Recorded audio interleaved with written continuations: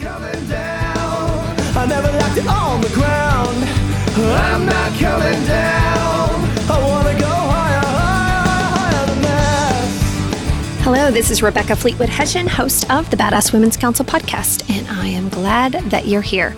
We have Erica Ballard on the show today, and she is a health and wellness coach and has the most reasonable and compelling approach to health and wellness that I've ever experienced. Erica's whole approach is she works with busy people who are doing great work, who have their own great purpose, things that they care deeply about, people like you and I. And she wants to help us have more energy to do the things that we love and need to do to serve our clients and to serve the world. Now, is that not the most reasonable and compelling approach you've ever heard? Nothing about counting this and counting that and shame-based, and this is just to get into our favorite genes. None of that crap. We're not dealing with any of that crap today. There are three things that really rose to the surface in this episode. One is it's about being intentional. Not perfect, just intentional. And another thing that I had never heard it this way before, Erica shares that we should learn the language that our body is speaking to us. She has a great section in here about our body is always speaking to us. We just need to learn to understand it, which I thought was really, really great. And then also confidence builds habits, and then habits build more habits. So she's all about a reasonable approach. And this isn't about cut out everything and be ridiculous. This is about being reasonable, which I'm a huge fan of. So here we go. Erica Ballard. Hey, Erica, how are you? I'm good, Rebecca. How are you today? Super good. I'm glad to have you on the show. I hope we get to show some of this. I'll show your picture, but one of the things I'm going to tell you that I love about you that I've never said before is people that look good, like rock short haircuts. I'm so freaking envious. Like whenever I see somebody just killing it in a short haircut, I'm like, damn, that's good stuff. So I love you and your short haircut. Well, thank you. My haircut story is one of my favorite because I used to have hair your length. First, actually, it was the middle of my back and it kept cribbing up. And I was like, we used to go to this hairstylist and I'd be like, Janella, cut it. And then every single time I'd sit in the chair, I'd be like, just kidding. And I went and I made this big deal. Like she was in Boston, since I know you're in Boston soon. So they're kind of like a little tougher. And so I go in and I'm like, next time I'm going to come in and I'm going to say, don't cut it, but don't you listen to me. I go back the next time and I'm like, no, but seriously, like it's a headshot. I got a new job. Like I can't, like, this is like seriously. And she goes, no problem. She grabs my hair and she just cuts it. And she's like, okay, so Bob or Pixie? And I was like, you bitch. Like I was so mad. And then I've never gone back. So I guess she did all right. So, I thought you meant you've never gone back to her. No. I've never gone back to long hair. No. Her, I was like, oh, you have my best interest at heart, yes, Janella. I will be there. Even when you couldn't see it, to be courageous enough for yourself. Yeah. Oh, what a great story we stumbled on to kick things off today. We are killing it. Okay, so tell the world of the Badass Women's Council a little bit about what you do. Sure. So I am founder and head health coach at Erica Ballard Health. And so what that means is I help busy people figure out how to find the right foods and habits for themselves. So I recently launched a corporate wellness company that I'm really excited about. It's the first food-focused wellness company. But with individuals, I really help people get out of their head and into their body. Because I think when it comes to food, we're always like calculating and doing the things and good or bad or whatever it is. And I'm saying, like enough, like your body will actually talk to you if you just let it. And so really help people figure out like, what do I need to succeed? What does that look like? And then help people make the best decisions, I would say, for themselves 95% of the time, with the caveat that eating the freaking ice cream cone might actually be the best decision for you. So do you know what I mean? Like, yes. So that's what I really get amped about, is that piece of helping give people, I guess, food freedom is the best way to describe it. Ooh, food freedom. Please tell me you're branding that and trademarking the shit out of it. I mean, I am now. Yeah. I am now. You are hashtag food freedom forever from this moment on. And I'll only take like 0.01% of your royalties when you're on Oprah or something. Oprah doesn't even have a show. What the hell? I'm on O Network I'm on. There we go. Well, let's have our own show there. Let's put that out there into the world. Yay. Done. Okay. So many things I love about that. One thing is that you have been specific, that you have said busy people and to get them out of their head and into their body, because I love that specific branding. Because I always say, because our target market here at the Badass Women's Council is high achieving women, we all have this lie that we tell ourselves. When I get caught up, I'm gonna. Well, that's crap. None of us are getting caught up. And so we're constantly in our heads thinking about what we're going to do when we get caught up. And it's our brains and our thoughts and all of that cyclone of things spinning up there that keeps us stuck. And you're saying, look, your body's telling you stuff. And when you get caught up, it's too late. Like, you got to listen to your body now. So it's about being intentional and listening for those things and then deciding it's important enough for yourself to act on it. Like, I dig what you just said. A lot. Well, I appreciate that. And that's the thing that I always think is really interesting about health. And I was having this conversation with our mutual friend, Lindsay, is health is foundational. So when we think about all these other things that we want to do, take the course, download the app, whatever it is, all of those things assume that you have good health. And they assume that you have the energy. And so the reason I'm so obsessed with health, it's twofold. One, like I told you, I think it's foundational. And what that means is it allows people to create more time in the time that they are allotted. Like, your 24 hours goes so much further when you actually have the energy to take care of it. And the other piece of it is, I think health is the fastest way to see, or improving your health is the fastest way to see that you can change. Like, you are capable of so much. And so this transformation is not just external. It can happen internal, and it can happen whenever the hell you want it to happen. So, I'm just. Because life is about our choices.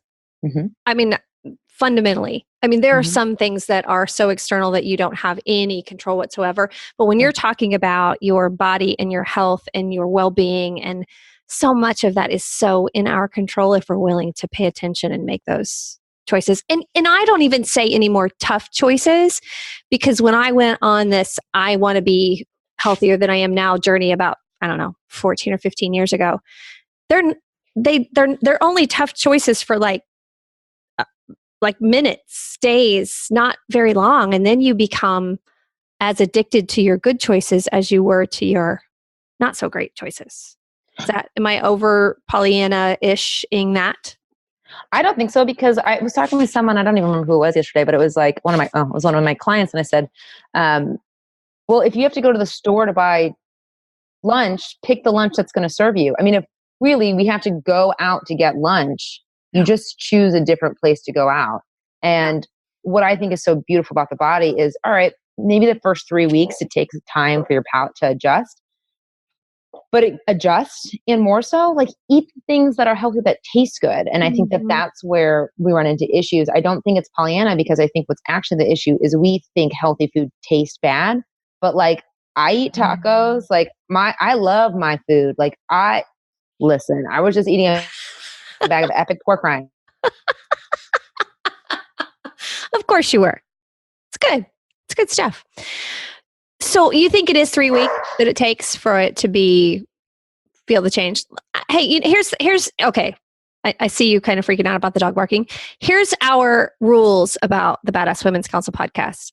Life is messy and shit happens, and we pretty much just roll with it. And so I don't get all worked up about editing and wondering. So the other day, Allie Cudby was on the show, and she had to literally pause and go tell the housekeeper not to run the sweeper because we were podcasting, and we were just like, yeah, take your time. I'll be here when you get back. It's fine. So, hello, dog. What's your dog's name?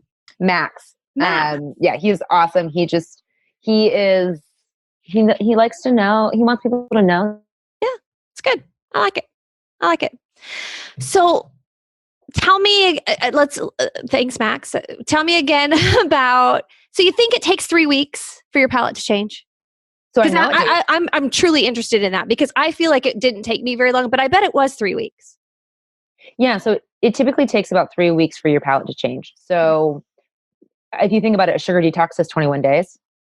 Yeah. There's like almost all of them, right? There's a reason for it, because it takes about 21 days for your palate to really shift, for you to like greens if you didn't like greens, or broccoli if you didn't like broccoli. I mean, it definitely goes in cycles. So like I used to hate beets. It took me about 6 months to like beets, but that's because I had to go. I do now, but but I had to like quinoa, and then when I liked quinoa, I like chard, and when I like chard, I eventually like beets. So like it can take some time to get Is that there. the official trail to beets for anybody Well, else? it's my trail to beets. It's my trail to beets. But like chard, quinoa, beets are all in the same family. Fascinating. Okay, so this I think is an important thing we need to tie into. Being intentional about your choices and thinking through. It's not about depriving, but it's about saying I'm feeding my body, my soul, my well-being. I see it as I'm eating for fuel, not not eating to fit into my whatever dress or look good for the class reunion thing, right? So being intentional about why you're making those choices is that the first step? Because I see people that say, okay, I'm going to do this plan for this amount of time, and it's this external reason to do it, which to me doesn't feel sustainable, because once that event's over, or once you achieve that external thing, well, then why would you want to continue to keep making the choices? So I try to see it as fueling my future versus whatever external thing. I didn't say that very well. No, you did. And I think that I agree with what you're saying. And so for me, I always say that I want to feel good. Like I want to feel good long term, right? So feel good in the future. So many people will say, well, how can you say no to cheese, or how can you say no to that cookie? Well, that's not what I'm saying. I'm saying yes to feeling my best. I'm saying yes to waking up and really enjoying the next 24 hours. I'm saying yes to my stomach not hurting, right? Like it's really, it no longer becomes an issue of willpower at that point, because it's like you're just choosing to do the thing that feels fast. And I think what we often forget when it comes to willpower, one, it's finite, so you need a lot to really like hunker down. But two, you can build willpower by choosing what's in your best interest. And so when we hold on, you can build willpower by choosing what's in your best interest. Ooh, that's good. Okay, keep going. Yeah. So, right. So when we say yes to something, we say want to keep doing it, like we can build more willpower towards the thing that will really serve us. And I think if we start to think about it like that versus no, I can't, we're in a better spot, because at the heart of it, right, it goes back to what you said, you're choosing. And so what is the first step in really good health is making the choice that you're worth it. And then you can come back to that mantra, that saying, that phrase, that anchoring point, which I think we all really need to do in anything we're doing, but particularly for health, to allow us to keep moving forward. My old boss, Dr. Stephen R. Covey, used to say, you can only say no unapologetically if you have a bigger yes burning inside. It's exactly what you just said. So you have to figure out what your yes is and be intentional about it. And you and I have talked about this offline before, and I'll give some context to it. Sometimes people look at I'll do little challenges for myself. So, not only did I do sober January, but I did only fruits and vegetables January. Or I'll do an 11-day cleanse using certain products. Or I'll say, you know what, this month I'm going to have it. Like, I just do that because I like to challenge myself. And I like to see if I can keep promises to myself. And sometimes people have said to me, do you have an eating disorder? Like, why are you always doing those like cleanses? And why do you do that? And like, to them, it seems like I'm being weird about it. But to me, it's about, can I keep a promise to myself that is fueling my future and making me feel healthy? Because I do feel better when I do those crazy things. I always say it's only weird until it works. Ooh, you're so full of. My show notes are gonna be so hashtagged out. Like we're branding you today, Erica Ballard. We are doing it. Perfect. It's only weird until it works. Mm-hmm. Right? So true. It's so true because after I finish a cleanse or like after January, you're just like, you're a furnace. You're on fire. Like you have energy. You're happy. You're healthy. Like why wouldn't you want to do more of that? And that's it. Like we have a mutual friend who's a client. Hi, Nikki. Nikki, and her energy is like Nikki Bush, Nicole Blair Ware. Shout out. What? No, it's Nikki Luane. So different Nikki. We'll shout out to Nikki Bush later because we're going to talk about how we worry about our outfits because of Nikki. We'll tie that in later. Yeah. Yes. Okay. The other great Nikki. We know the other great Nikki's. Yes.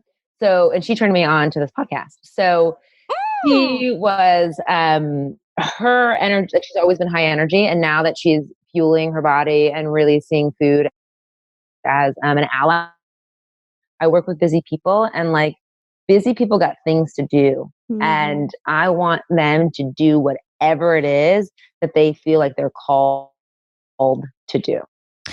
What do you think the biggest challenge is consistently with your clients that you help them deal with? Is there one, like almost all your clients have that issue? Is it just the busyness or is there something else that you can think of that's pretty consistent? I think it is prioritization of self. Yeah. Where does that come from? It's dumb. It's just dumb. You should really be able to put yourself first to take care of others. But I do think with a lot of the people that I work with, I've been fortunate enough, is their mission is so freaking big that they're like, I'm pushing through. Still dumb. A little less dumb. But it's like, yeah, I understand how big your mission is. I get it. That's phrased so much better than that's dumb. I love that. but it's that I said this to someone. I'm like, but who does it if you're dead?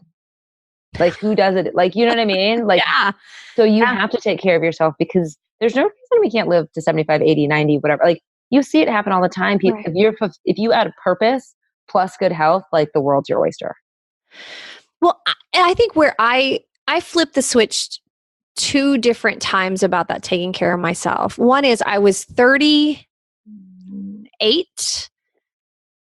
So it's been a decade almost ago. And not really a decade. Do the math, Rebecca. I just turned 53. I was 38 and I said to myself, I want to be in the best shape of my life before I hit 40.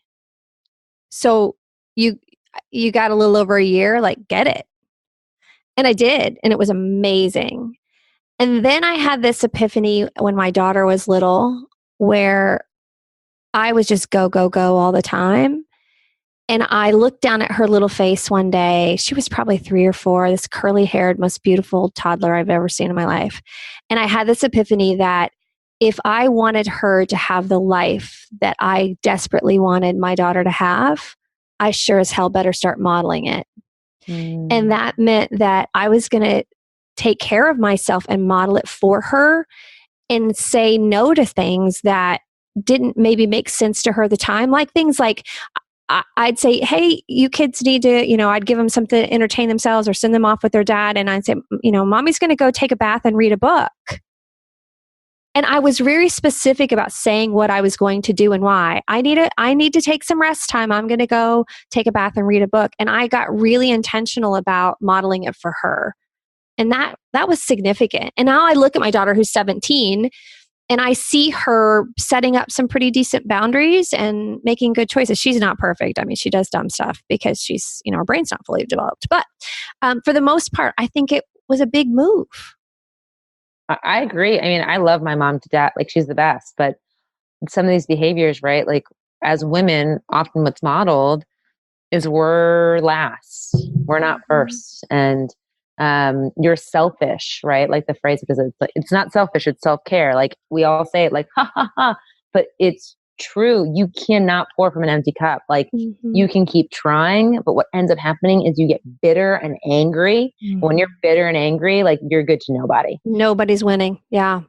No. So I think that's beautiful. And I hope to model that when I have children.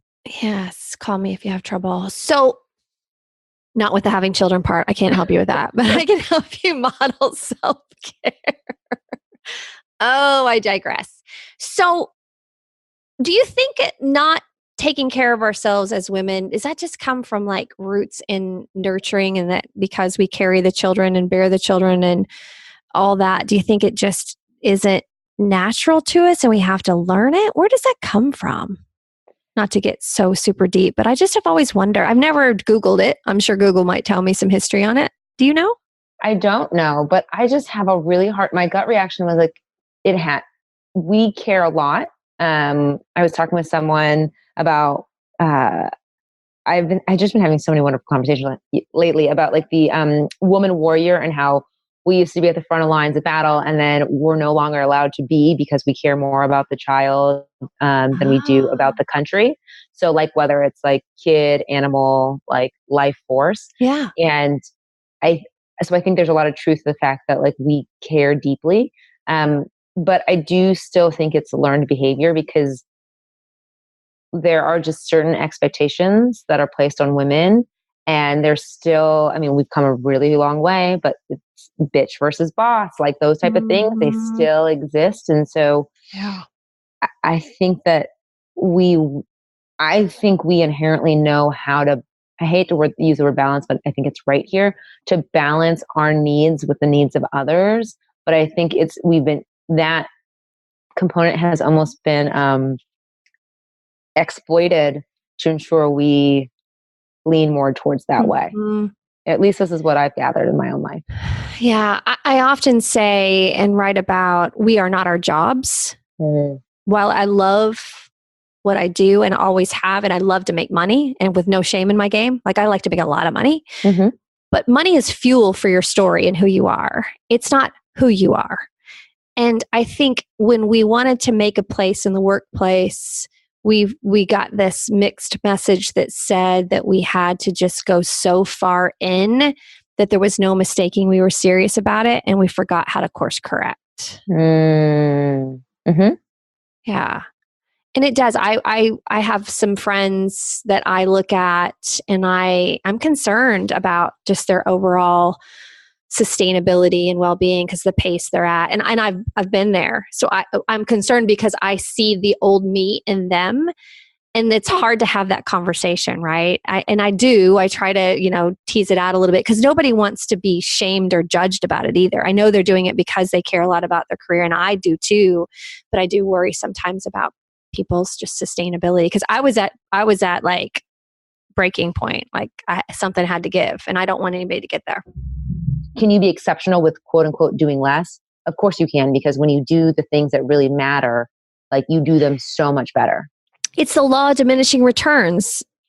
It's a natural law. It just is. You should probably line up with it because it's a thing, right? It's like gravity. Oh, I don't believe in gravity. I'm going to jump.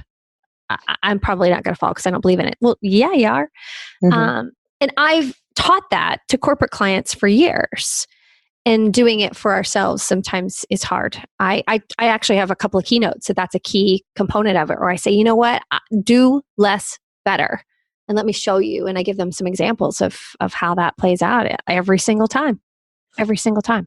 Well, in the health perspective too, like I'm talking with a client here in just a little bit, and the conversation that we're going to have is from a working out standpoint, right? If we're stressed out all the time and then we go do an Orange Theory Fitness workout, which I love Orange Theory Fitness, but that's compounding stress on an already, like that's compounding stress. Your body's stressed out, you're freaking out. And then you're saying, I'm going to add a little bit more on. And your body breaks, right? So then you hit workout number 4 of Orange Theory Fitness and you think that you're the issue, but really your body's like, I'm seriously breaking. Like, stop. Yeah. And when I stopped doing all of the crazy cardio and like lifted a couple times a week and then did yoga, my body has transformed. Like people ask me like, what were the final touches for or like, how did you get there? And what were some of the final touches? Doing less, get better. And stress is what causes so much of your weight loss or retention of weight. And so it works on so many levels. It just for us, we're in a society where doing more always seems better. Oh, you've cortisol. Oh my gosh, you've hit on a hot button for me. And I think you and I have talked about this before. We have to pay attention to this, and not enough people are talking about it as it relates to wellness and health and weight loss. I mean, if you really are trying to lose weight, if you would look at stress as important as you look at what you put in your body, the impact is huge. I experienced it personally, and I watched it in others, and I'm with you. I used to do half marathons and just I did a lot of distance running because it was I thought it was therapeutic. But what happened to me is once the other parts of my stress went away and I continued all of that distance running, it was making me feel worse because I didn't need that release anymore. It used to be the place where I released, and then it became the tax. And I started to feel that on my body where it was like, this just feels bad. And I'm with you. I pay attention to what my body's telling me and try to listen really intently. So talk more about stress and cortisol, because this is a huge message I think we need to ride the wave on. Sure. So I want to break down the running piece. People are like, well, how is that possible? Is when cortisol gets through our system, your body's natural inclination is to burn it. So when you have cortisol pumping through your veins, your body's like, oh my gosh, this bitch is about to fight a bear or run from it. Right. And so when you run, you're actually releasing the cortisol out of your system. You're doing exactly what your body thought that it was built to do. Right. Mm-hmm. And so then it feels good because it's releasing versus bottling up. So there's that. The other thing about stress from a pure weight standpoint is insulin. I'm about to nerd out. So pull me. Do it. Yes. Okay. So insulin, right, is a fat storage hormone. So when we have more insulin in our system, that means we have more fat storage hormone in our system, which means we store fat more. Okay. Glucose is what raises your insulin. So when you go down a low carb, right, you still hold on weight, you're like, but why? But why? Well, if you're stressed out, your body can create its own glucose, and then it's kicking out glucose, and your insulin has to capture it and put it in your cells. So you still have this like super high level of sugar pumping through your body, even though you didn't actually eat any. So that's like from like some like biological standpoint as to why it happens in that sort. And then on top of all of that, right, is we have this thing, the rest and digest function, or the fight or flight, also known as the sympathetic nervous system versus the parasympathetic nervous system. And if you are in fight or flight, the sympathetic nervous system, you can't actually digest your food appropriately. Like all blood flow is going to your extremities. So like everything from like your brain to your gut is not like, it doesn't matter. It's not paying attention to any of it. And so the things that actually need to be repaired, broken down, pull nutrients apart, clean things out, drop all that stuff, it's not being taken care of. So this is why and then on top of all of this, cortisol, the cortisol receptors, there's 4 times as many cortisol receptors in your stomach than there is in the rest of your body. So literally stress is making you fat. Like that is a thing. So that's why when you're really stressed out, you have belly fat. Oh my gosh, I'm fascinated. I mean, I always knew, I read enough, in an article here or there to know it was true and to feel it and experience it. But that part of it, so say the cortisol receptors in your belly. There's 4 times as many. Fascinating. And that it is, when I get stressed out, it's my gut that hello, here it comes. And that's really a trigger for me, more so than saying, oh shit, I got to lose a couple pounds. My jeans are too tight. I say to myself, where is this stress coming from? Like, I just know that about myself. In fact, okay, I got divorced, I don't know, 4 years ago or so. And my ex-husband and I are now good friends. Everything's great, fine. But in that time frame, it was bad and it was awful and it's the most stressful time in the world. And after that all alleviated and got shaken out, I immediately dropped 10 pounds.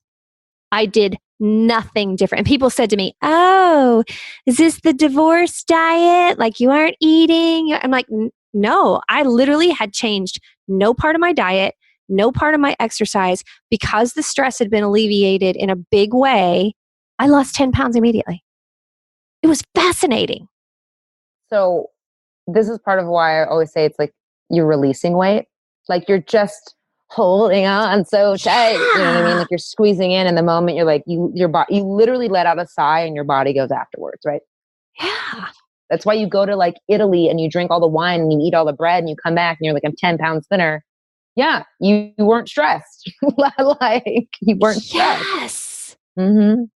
Oh, Amazing. this is a thing. This is a huge thing.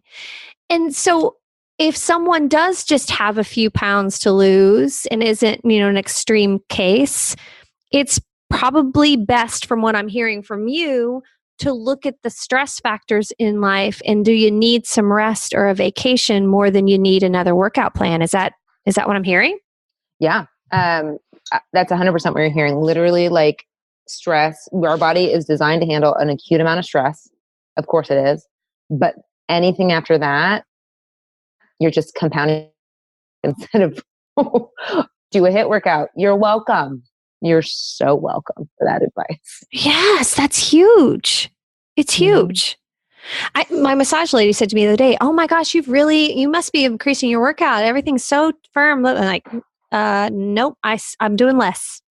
And it was an affirming moment. I'm like, yep, that's exactly what I need to listen to my body. Don't go crazy. I love that. And that's like the one thing I hope people can take away, or one of the one things people can take away from this is your body. I say this all the time. Your body is speaking to you. It just doesn't speak English. And so you have to figure out what it's saying. It's speaking Spanish and you speak English and you're just trying to figure out the dialogue. But once you get in tune and you learn that language, I mean, it is so beautiful and you get guided by it. And then you can also tell it to do certain things if you need it to. And it becomes this like beautiful partnership. Okay. So I love words. And now you've triggered something. So speaking about languages. Okay. So I write about helping my clients and my connections thrive. And I love the word thrive. It means to grow, prosper, and flourish. The word flourish comes from floral origins, obviously, and it means when the stem of a flower stretches and grows, it grows up to the sun and down through the soil. So in order to thrive, we have to create the conditions by which we can grow and prosper. Now, I love all that beautiful language, but let's think about what has been sometimes more traditional in our need and desire as high achieving women to succeed. What we've been known to do is strive. And we say, I'm going to strive to hit the next goal. I'm going to strive to get promoted. I'm going to strive to hit that next benchmark of success and whatever goal that is. The word strive comes from the origin of strife, and it actually means to challenge and battle.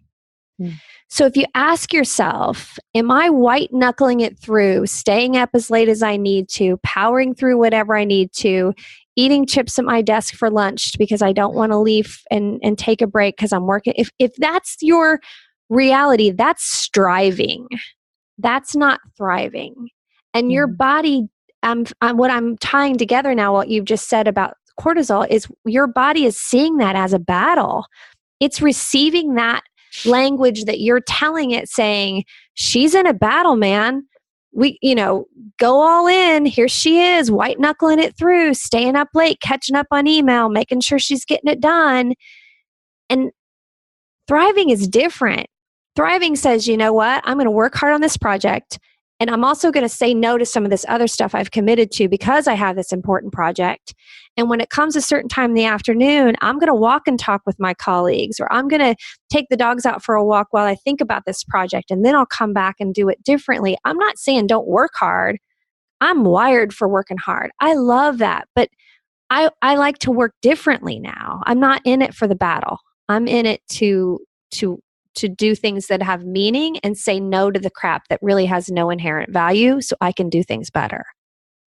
It's amazing to me how many times we have to learn that lesson. Oh, yeah.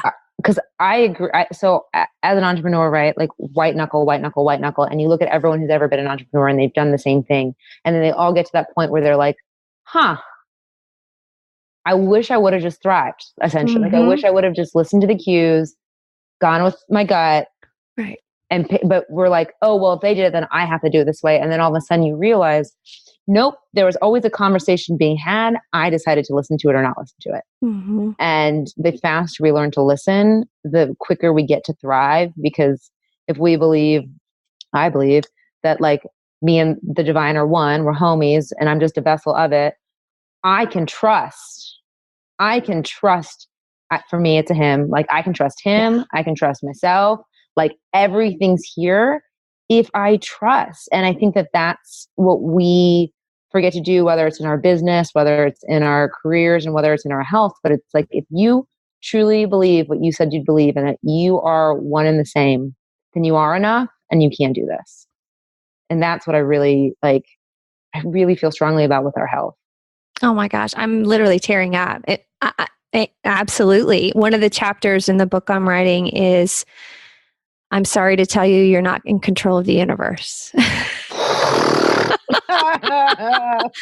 Because the day or days, or still reminding myself that some days, it's both infuriating and freeing. Because I'm telling you what, I was super good at white knuckling it out, man. I could get some shit done.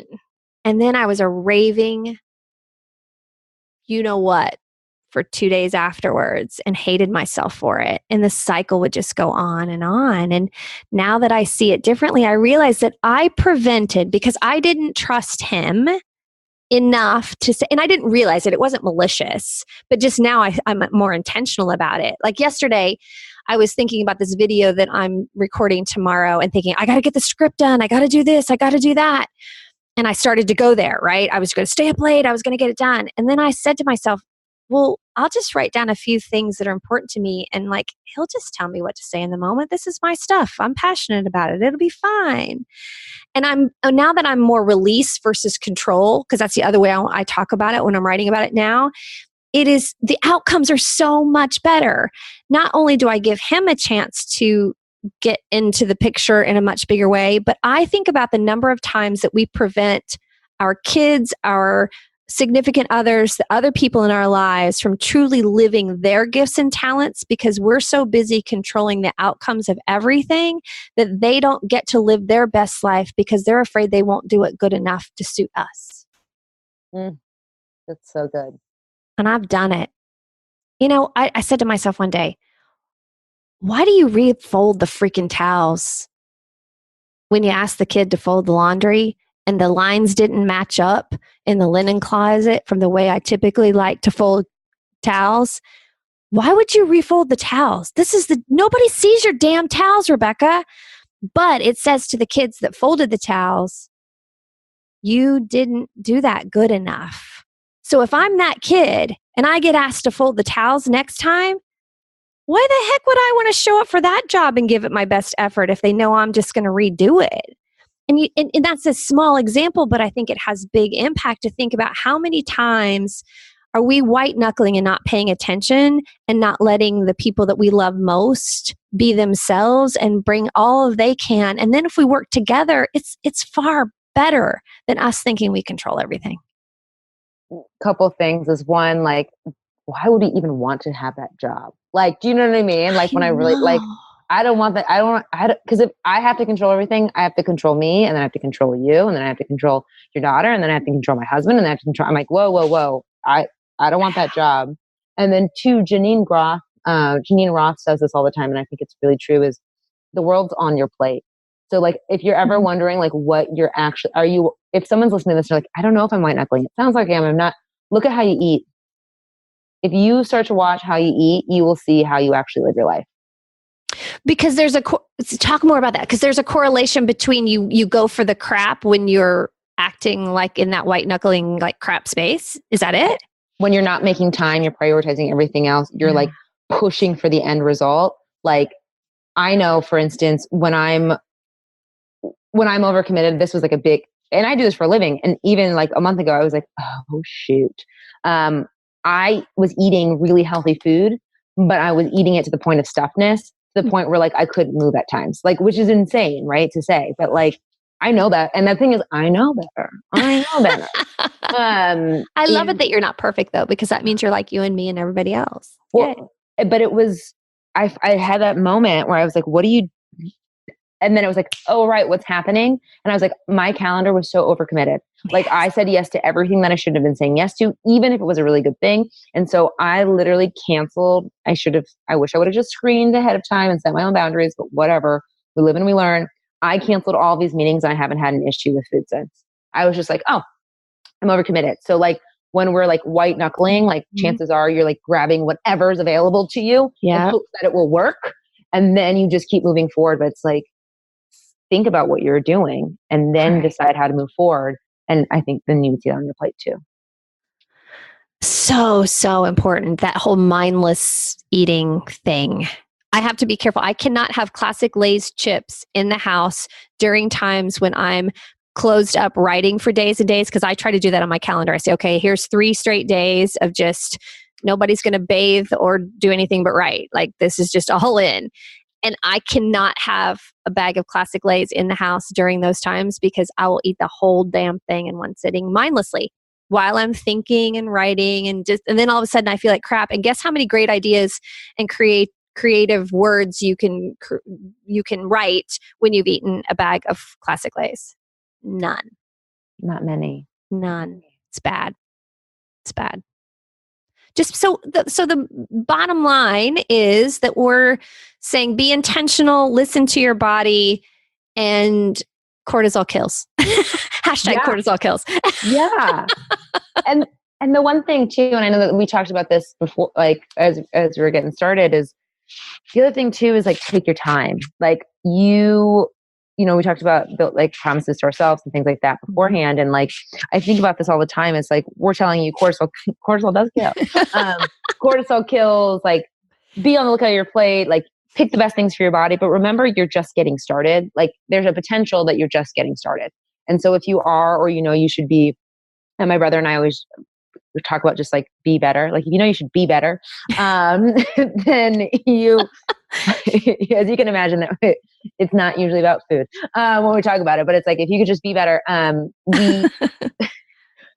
take your time, because confidence builds habits and habits build habits. And so like the way that you're able to actually keep the promises to yourself, not only food, but other areas of your life, is actually by doing one thing, committing to it, and then giving yourself space and grace as you work through it so that you can add the next piece up, so that people aren't like super overwhelmed with the fact like, oh my God, I've got to be healthy. I've got to do all these things. No, you got to do one thing right now, do it, get it underway, keep that promise. And then you're going to want to keep another promise to yourself. And you're going to want to keep another promise to yourself, and it'll just keep going.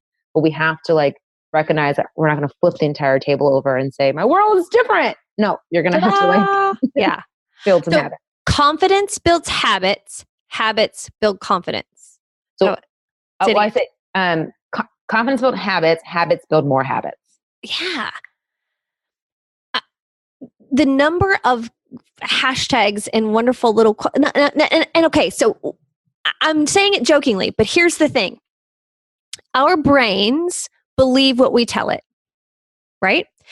And so if we can build rhymey mantras for ourselves, it gives us a higher probability of habitually saying the right things to ourselves. And so I stop you and have you repeat those, because I'm hopeful that one or all of those will get stuck in a little bit of an earworm loop for some of our listeners, because that can be a huge catalyst for change, is just how we talk to ourselves. And that's another thing I've been researching and writing about, is find a mantra that works for you, even if it's silly and it just gets stuck in your head. But if it's positive and helpful, it will actually help to rewire some things in your brain that will help change those habits.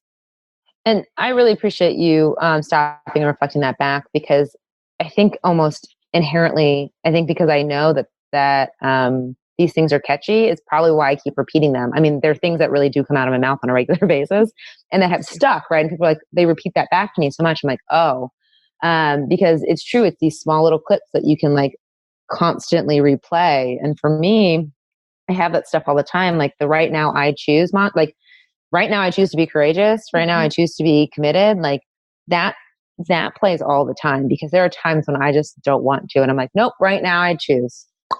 And then I like march on. And then your brain goes, oh, she's choosing. Let's go. Like that's an actual thing. That's not airy fairy stuff. That's neuroscience. That's what I agree. And I think that I'm so happy that we're in 2019 and people are starting to realize that these aren't some like, I always say woo, I love the woo. Like nobody loves the sound healing with a didgeridoo more than this girl. Okay. Like I'm all about it, but like there is science. Yeah, I know. Just take a picture. But there is science behind all of this stuff. We are doing all of these things because they work, and you can rewire your brain and you can rework your subconscious, and and not only can you, but you have to. You have to. If you want to achieve the goals that you want to achieve, because as you get higher up and you get closer and closer, it's not like God's like, great, done, you did it. It's like, nope, you're going to keep growing. Next level. What is it? Up level, new devil? Is that new level, new devils? Yep. Yeah. Oof. False show. That'll preach. No, it's so true. The whole neuroscience thing is, and that's what, as I'm writing about some of these things, I try to research it both spiritually and from neuroscience. So if I have this thing, I ask myself, did I make this up in my head? Like, is this a real thing? So then I'll go and I'll, start to do some research, and I try to get it from, I do get it from both sides. I go look at the spiritual side and then I look at the neuroscience side, and it's fascinating. It is so directly correlated in every way that it's like, how are people not paying attention to this? I mean, so the back part of your brain is where your habits lie, right? That's where you just do stuff. The prefrontal cortex, it's a more taxing. So when you're thinking about changing your habits, whether it's food or the activities that you're doing, you have to be conscious of it. You have to think it. And so your body goes, oh, we got to burn some more calories because we're going to do something different. We got to think about it different. So if you can take a mantra or something that is habitual to you, you create this kind of loop in your head, it starts to put that choice and those things back into that back part of your brain where it is more habitual. And we have to recognize that the biggest part of our brain is is where emotions lie. It's where memory sits. And so if you could attach something to emotionally, so you brought this up earlier, if you want to eat better or do something, any kind of habit change you want, and you think about the emotional reason behind it, it has a higher probability of becoming a change in behavior. So there was an article in Fast Company magazine many years ago called Change or Die. And it was cardiology patients who had been diagnosed with a significant issue where if they did not change their habits, they were going to die. And a very small percentage of them chose to change. And there were only two things that were consistent. One is they wanted to live for something, not move away from death. Fear of death was not enough. But when those people said, I want to see my granddaughters walk down the aisle for her wedding, or I want to, and they emotionally attached living to something that mattered to them in a huge way, that was the catalyst that made the difference. And the other one was connection. They had somebody that was in it with them. And so if we can take all these things that we think we want to do from a wellness perspective and get the why down. Why do you want to have more energy? Why do you want to feel better? Why do you want? That comes from a different place in your brain. Mm-hmm. And that's an easier way to get those habits and that cycle going that you talked about. I mean, I couldn't agree more. And I think you couple that with untangling some of your own stories and hearing them out loud, because like what Brene Brown, once you hear it, like that, like shame can't hold true. And so you anchor in your why, you unravel your stories.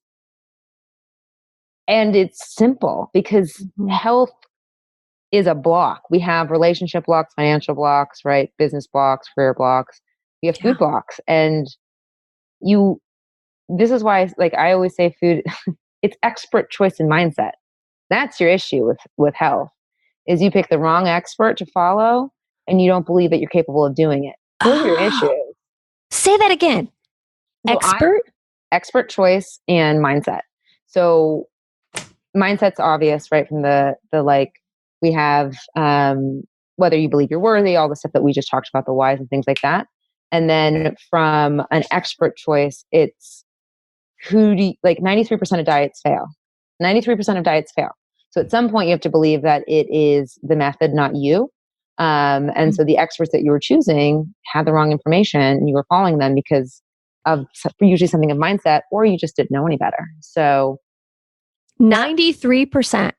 So 93% of diets fail with the number one indicator, or 93% of dieters fail, but the number one indicator, if you will fail on a diet, is you being on a diet. Like, isn't that insane? Like, so That's almost like a Dilbert cartoon when you say it that way. It's like, oh, really? Duh. What? But I mean, I could go on and on, but it's the calorie in, calorie out mechanism being a total freaking lie. And the fact that like calorie in and calorie out, they're dependent on one another. So unless you're in the pinnacle of health, you can't outrun a burger because it's one of 6 mechanisms in the body that actually allows you to burn energy. So we did it because math is easy. But like that, the 5 things that like about the 5 other mechanisms are heavily dictated by food. So yeah. And we did it because it was easy, right? So somebody created this thing because it was easy to do or measure or whatever, but not all beliefs are truths either. And so there's so many times that I have to challenge my own beliefs and go back and say, okay, I may have believed it for whatever amount of time, but is it really true? Can I back that thing up? And so this whole calories thing is a belief that culturally has been generations and generations long, but it's not a truth, right? That's I'm going to start a podcast called you heard it here first, the lies you've been fed. And oh, what a brilliant name. Shout out to my husband. So my co-host and I were meeting next week, and we want to answer these questions of like, why do we believe the calorie in, calorie out method, or why are we on this keto phase right now? So I can actually get the backstory to that stuff, because I think it's fascinating. And I think I'm so excited. It's going to be really fun. And then on top of it all, right, is I always say, and I think we would agree on this, you're an N of 1. You're the only research that matters. You're the only research that matters. So we got to stop looking at everyone else to tell us how to live our life, when like, if you were to close your eyes and just really go in, you would know. You just got to listen. I'm so excited you're starting a podcast. You're going to be amazing. Oh my gosh. Consider me already fangirling subscriber person. And the reason this podcast got delayed for so long is because I thought there was a right way to do a podcast and a wrong way to do a podcast. And finally someone had said, "Is it your podcast?" And I said, "Yeah." And they said, "Well, then go decide what the right way is." And I was like, well, shit, that sounds super simple. Why didn't I already do that? Dumb. Yep. Duh. You have a client you have to go take care of, so I have to let you go. But here's the deal. Will you come back? I would love to. Are you kidding? Oh I'm obsessed with you. Like, like literally my brain is like, we can talk about this, we can talk about this, and what about that? Like, I'm going to go make a list of the Erica Ballard series that apparently I've just created because it's my podcast and we can do what I want. Exactly. All right, take your short, my words won't work. Take your short ass cute haircut and go take care of more clients. I will. Thank you so much. Thank you. Love you, mean it. And I'm not coming down. Do you love Erica or what? I know I do. So go follow her on Instagram, Erica Ballard, and also go to her website, ericaballardhealth.com. I'll have links in the show notes for both. And she has a download there that can help you get started today with 5 things that you can do to start managing your energy and your health. So glad that you're here today. And as our reflection questions based on this episode, the first one is, what is your body telling you? This whole idea of your body talking to you and how we respond to that, I just think is fascinating. So reflect on that this week. How is your body speaking to you? And then the second reflection question is, what would you do with more energy? Who else could you serve? What else? How much greater could your relationships be and your life be if you had more energy? I hope you'll reflect on those 2 questions today. And also, I really hope that you'll go and subscribe to the podcast if you haven't done that yet. And maybe, share it with all your favorite badass friends. That'd be super good. Thanks so much. Love you, mean it. I'm not coming down. I never left it on the ground. I'm not coming down.